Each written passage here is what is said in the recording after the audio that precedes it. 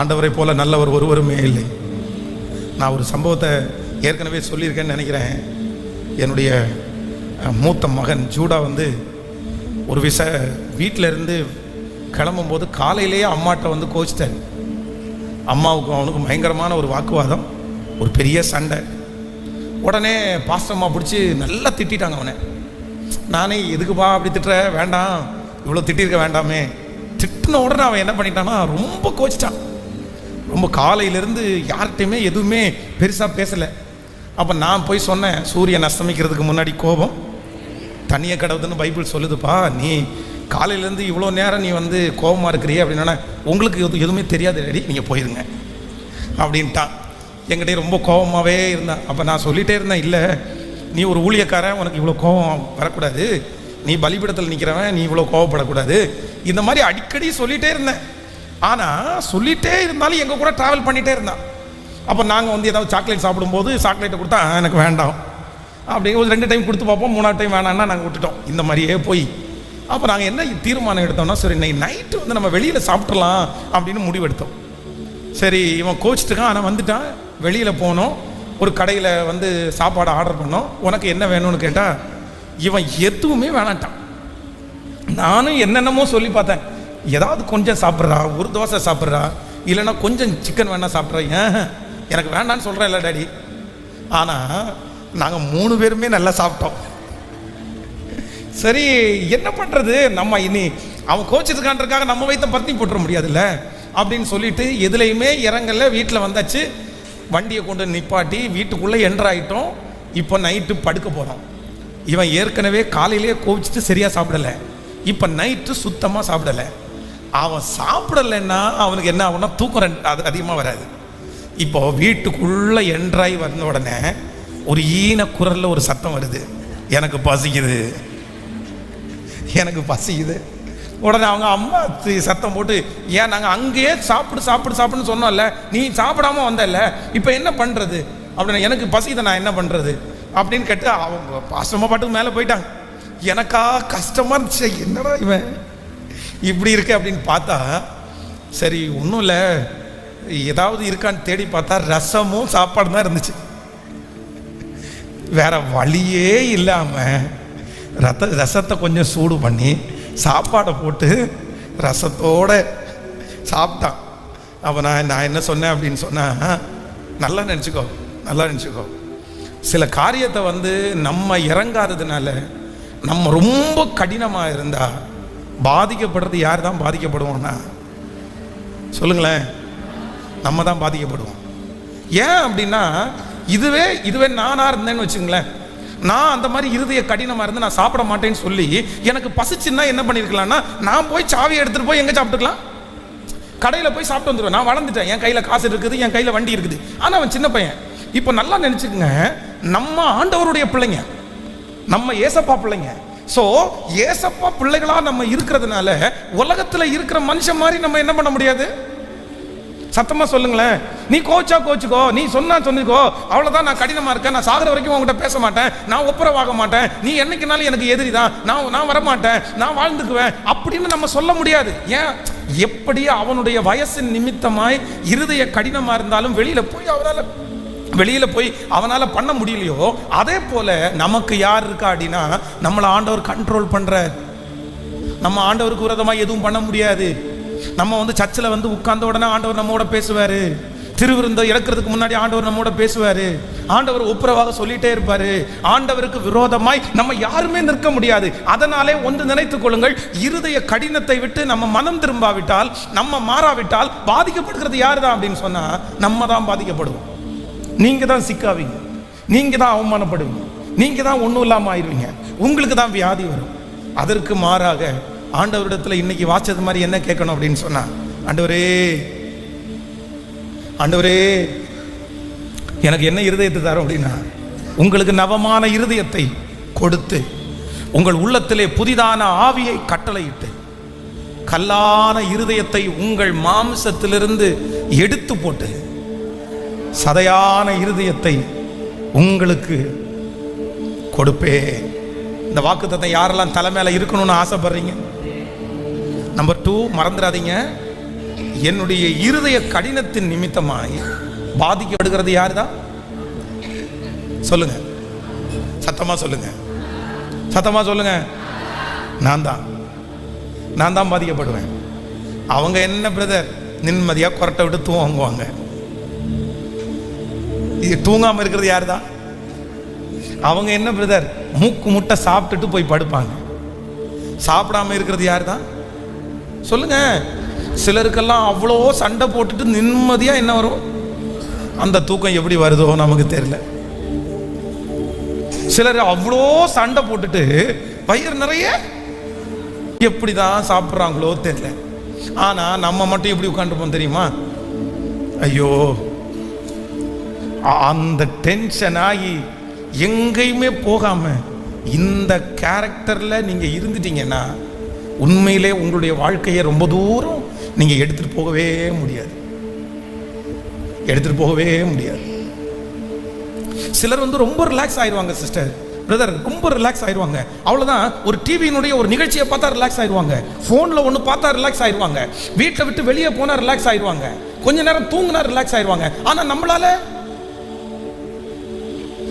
அப்படி இருக்க முடியாது. நமக்கு சுற்றி நமக்கு முன்னாடி வந்துட்டே இருக்கும். அது நம்மளை சாப்பிட விடாது, தூங்க விடாது, நல்லா ட்ரெஸ் பண்ண விடாது. ரொம்ப கஷ்டமா இருக்கும். ஏன் அப்படின்னா உங்களுக்குள்ள ஒரு ஈர மனசு இருக்குது. நீங்க நல்லவங்க, நீங்க ஆண்டவர் கொஞ்சம் பயந்தவங்க. அதனால ஆண்டவரே என்னை அழிப்பதற்கு நான் ஒரு நாள் என்ன பண்ண மாட்டேன்னா இடம் கொடுக்கவே மாட்டேன். நான் இருதய கடினத்தோடு நான் வாழக்கூடாது என்கிறது வேதத்துக்காக மட்டும் இல்லை, ஆண்டவர் சொன்ன வார்த்தைக்காக மட்டும் இல்லை, யாருக்காகவும் தான் சொல்லுங்க. நான் உடனே மன்னிக்கணும். யாருக்காக? கேட்கல, சத்தமா சொல்லுங்க. நான் உடனே மன்னிக்கணும். யாருக்காக? நான் உடனே விட்டு கொடுக்கணும். யாருக்காக? நான் உடனே அடி பண்ணிக்கணும். யாருக்காக? நான் உடனே கசப்புகளை மறக்கணும். யாருக்காக? நான் நல்லா இருப்பதற்காக. அப்படிதான் ஆண்டவர் சொல்லி இருக்கிறார். கடைசி நாட்களிலே ஜனங்களுடைய அன்பு தணிந்து போகும். மனிதர்கள் சிலர் வந்து சுகபோக பிரியராய் மாறுவார்கள், மாம்ச பிரியராய் மாறுவார்கள். இன்றைக்கு இருக்கிற உலகம் வந்து பொல்லாங்கனுக்குள்ள நிரம்பி கிடக்குது. அன்பு ஜனங்களுக்குள்ள இல்ல, பாசம்னா என்னன்னு ஜனங்களுக்குள்ள தெரியல. ஒரே குடும்பத்துல இருக்கிறவங்க மேலேயே கணவன் மேல மனைவிக்கு பாசம் இல்ல, மனைவி மேல கணவனுக்கு பாசம் இல்ல, பிள்ளைங்க மேல அம்மா அப்பாவுக்கு பாசம் இல்ல, பிள்ளைகளுக்கு அம்மா அப்பா மேல பாசமே இல்லாத ஒரு கடினமான உலகத்துல நம்ம வாழ்றோம். கொஞ்சம் கூட ஈவு இறக்கம், ஒரு சமாதானம் எதுவுமே இல்லாத உலகத்துல வாழ்றோம். மிதிச்சா எவ்வளவு வேணாலும் மிதிக்கிற உலகத்துல வாழ்றோம். பேசினா எவ்வளவு வேணாலும் கேவலமா பேசுகிற ஒரு உலகத்துல வாழ்றோம். ஒருத்தனை பேசுறதுக்கு இன்னதுன்னெல்லாம் யாருக்கும் சொல்லிக் கொடுக்க வேண்டியது இல்லை. ஒருத்தன் உங்களை குற்றப்படுத்த ஆரம்பிச்சாங்கன்னா உங்களுக்கு விரோதமா என்ன வேணாலும் சொல்றதுக்கு ஆயத்தமா இருக்காங்க. எவ்வளவு அதுவும் வந்து பாருங்க, இந்த சோசியல் மீடியாவில் இந்த யூடியூப் அப்படின்ற ஒன்று வந்ததுக்கு அப்புறம் உலகமே கெட்டு போயிருச்சு.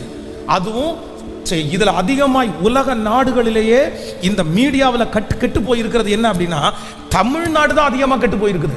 தமிழ்நாடு தான், அதர் ஸ்டேட் கூட அதிகமாக கெட்டு போகல. தமிழ்நாட்டில் தான் இந்தியாவிலே அதிகமான யூடியூப் சேனல்ஸ் வந்து தமிழ்நாட்டில் தான் இருக்குது, டிவி சேனல்ஸ் வந்து தமிழ்நாட்டில் தான் இருக்குது. அவ்வளவு கெட்டு போய் கிடக்கு இந்த உலகம். ஏன்னா அன்பே இல்லை. எங்க பிரச்சனை நடக்கும், யார்கிட்ட பிரச்சனை நடக்கும், யாரை பேசலாம், யார்கிட்ட எந்த விஷயத்தை சொன்னா ஜனங்கள் பார்ப்பாங்க அப்படின்ற கியூரியாசிட்டி ஜனங்களுக்குள்ள போயிட்டே இருக்குது. இவனை குறித்து இப்படி பேசுறோமே அந்த எண்ணம் எதுவுமே கிடையாது. இப்படிப்பட்ட உலகத்துல வாழ்ந்துட்டு நம்முடைய இருதயத்தை கடினமா நம்ம வச்சு இப்படி சொல்லிட்டானே, இப்படி பேசிட்டானே, இப்படி நடந்துருச்சே அப்படின்னு நீங்க நியாயமானவர்களா இருந்தால் கூட நீங்க இருதயம் கடினமா இருப்பீர்களே ஆனால் ஃபங்க்ஷன் நடந்துட்டே இருக்கும், ஆடல் பாடல் நடந்துட்டே இருக்கும், கொண்டாட்டம் நடந்துட்டே இருக்கும், சந்தோஷமா சாப்பிட்டே இருப்பாங்க.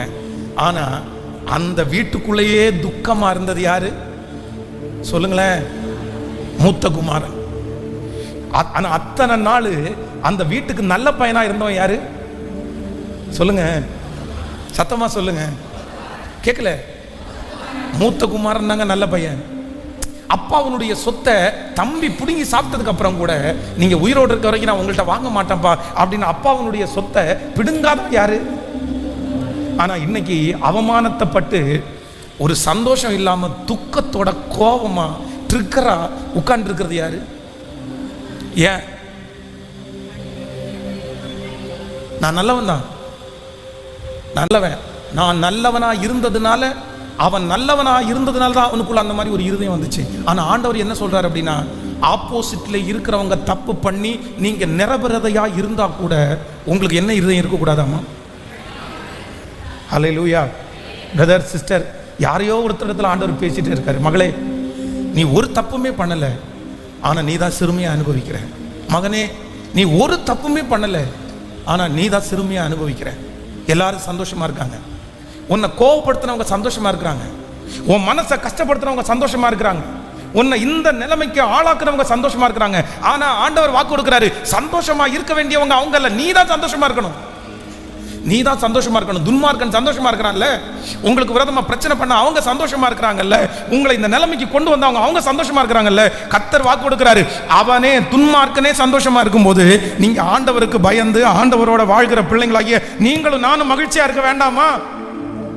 அப்ப ஏன் அப்படின்னா, என் இருதயத்துக்குள்ள கடினமா நான் நியாயமானவன் எனக்கு இப்படி துரோகம் பண்ணிட்டாங்களேன்னு நீங்க நினைச்சிட்டே இருந்தீங்க அப்படின்னு சொன்னா, உங்க நியாயத்தை கேட்கறதுக்கு இந்த உலகத்துல யாருமே சொல்லுங்க, சத்தமா சொல்லுங்க, உங்க உணர்வுகளை புரிஞ்சு கொள்றதுக்கு இந்த உலகத்துல யாருமே அப்படித்தான். எல்லாரும் சொல்லுங்க ஒரு 10 டைம், மனுஷன் அப்படித்தான். கேட்கல? கணவன் அப்படித்தான், மனைவி அப்படித்தான், பிள்ளைகள் அப்படித்தான், ஓனர் அப்படித்தான், நாசியிலே சோசம் இருக்கிற எல்லா மனுஷனும். கேட்கல? நல்லா சொல்லுங்க, அப்படித்தான். நான் இருந்தா, நான் கடினமா இருந்தா அது யாருக்கு தான் பாதிப்பு அப்படின்னு சொன்னா, அதுக்கு நான் என்ன சொல்றேன் அப்படின்னு சொன்னா, ஒன்றும் இல்லை, ஒரு அண்டர்ஸ்டாண்டிங் மட்டும் உங்களுக்குள்ள வரட்டும். எல்லாரும் இப்படிதாயா. எனக்கு உண்மையான ஒரே ஒருத்தர் இருக்கிறாரு. யார் அப்படின்னா சொல்லுங்க, சத்தமா சத்தத்தை உயர்த்தி ஆமேன்னு சொல்லுங்க. ஆண்டவரை மாதிரி நல்லவர் ஒருவருமே. அது ரொம்ப அழகான ஒரு பாடல். உம்மை போல நல்ல தேவன் யாரும் இல்லையே, உம்மை போல வல்ல தேவன் யாரும் இல்லையே, உம்மை போல நல்ல தேவன் யாரும் இல்லையே, இயேசு போல வல்ல தேவன் யாரும் இல்லையே. கைகளை உயர்த்தி, உம்மை போல என்னை காண்கின்ற, உம்மை போல என்னை தேற்றிட, உம்மை போல என்னை புரிந்திட யாரும் இல்லையே, இயேசையா யாரும் இல்லையே, யாரும் இல்லையே, இயேசையா யாரும் இல்லையே. சொல்லுவோம், யாரும் இல்லை, யாரும் இல்லையே, இயேசையா யாரும் இல்லையே. ஒரு விஷயம் கூட சேர்ந்து, உம்மை போல சொல்லுங்க, நல்ல தேவன் யாரும் இல்லையே, உங்களை போல வல்ல தேவன் யாரும் இல்லையே. சேர்ந்து உம்மை போல என்னை காண்கின்ற, உம்மை போல என்னை தேற்றிட, உம்மை போல என்னை புரிந்திட யாரும் இல்லையே. இயேசையா யாரும் இல்லையே.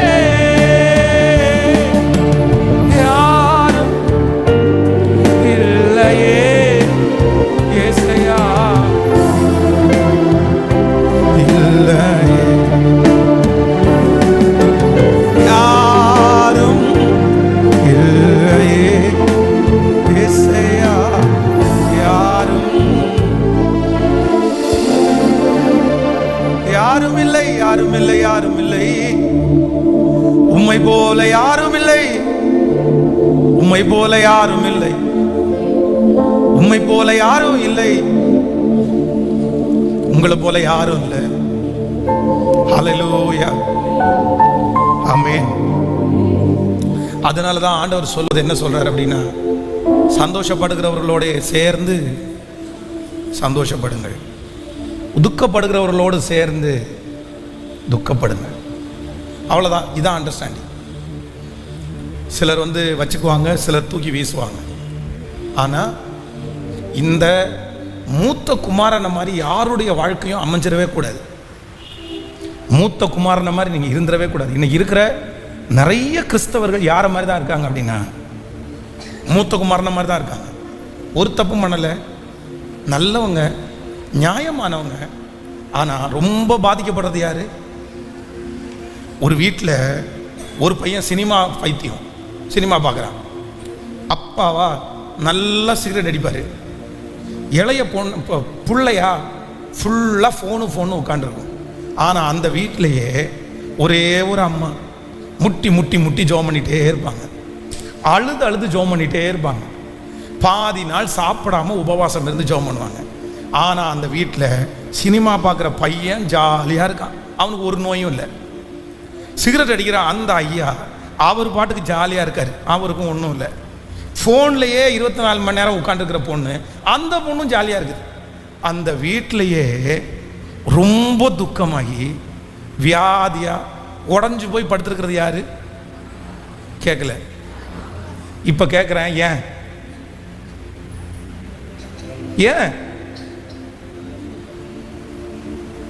ஏன் உலகத்தில் அவங்க சந்தோஷமா? ஆனா சட்டப்படி யார் தான் சந்தோஷமா இருக்கணும் சொல்லுங்க?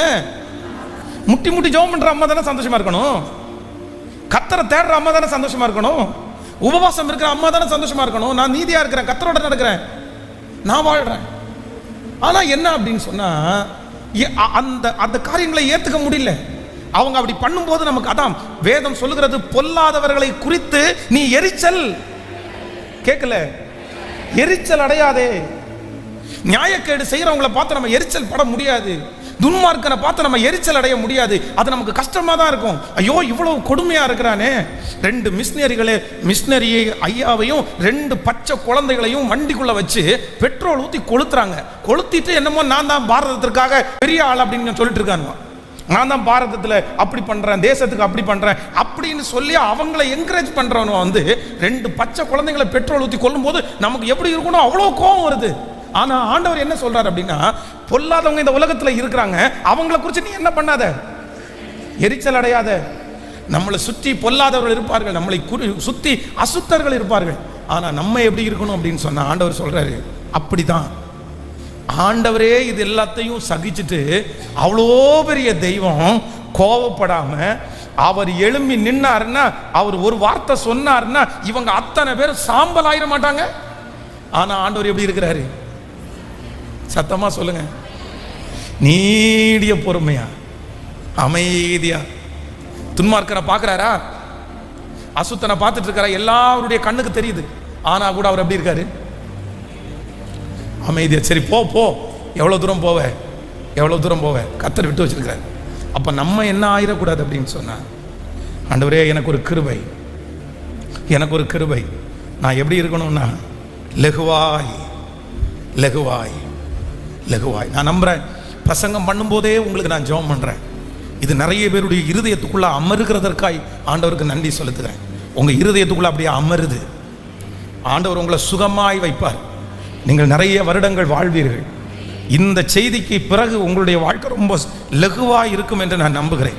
உங்களுடைய குடும்ப வாழ்க்கை லகுவாக இருக்கும், உங்களுடைய சரீரம் லகுவாக இருக்கும், உங்கள் மனசு லகுவாக இருக்கும். கர்த்தர் அதை லகுவாய் மாற்றுகிறதற்காகத்தான் கர்த்தர் இன்றைக்கு உங்களோடு பேசி கொண்டிருக்கிறார்.